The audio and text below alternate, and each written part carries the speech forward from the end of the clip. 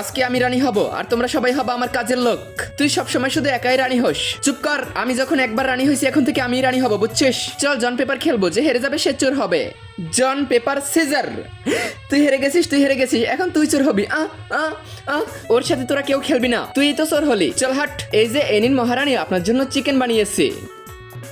এই চিকেনটা কে বানিয়েছে? আমি বানিয়েছি। থু, এটা কি চিকেন বানিয়েছো? একদম ভালো হয় নাই। এই জোরসে হাওয়া কর, কি করিস? হ্যাঁ চলো, এখন আমার একটা শোডাউন হবে, তোমরা আমার স্লোগান দাও সবাই। মহারানী জয় হোক, জয়। আরো জোরসে বলো, আমাদের মহারানী জয় হোক।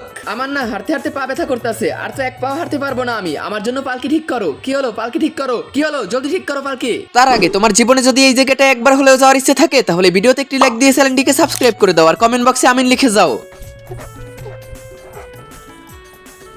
হ্যাঁ বসেছি আমি, চলো। কি হলো, থেমে গেলা কেন? স্লোগান দাও। জয় হোক মহারানীর। তোমাদের কি একটু মনে হইতেছে না পিঙ্কি মহারানী আমাদের সাথে জুলুম করতেছে, তোমাদের গায়ে হাতও দেয়? আমাকে যদি মহারানী বানাইতে তাহলে আমি তোমাদের গায়ে কখনোই হাত দিতাম না। শ্রাবণী, কি বললি তুই আমাকে?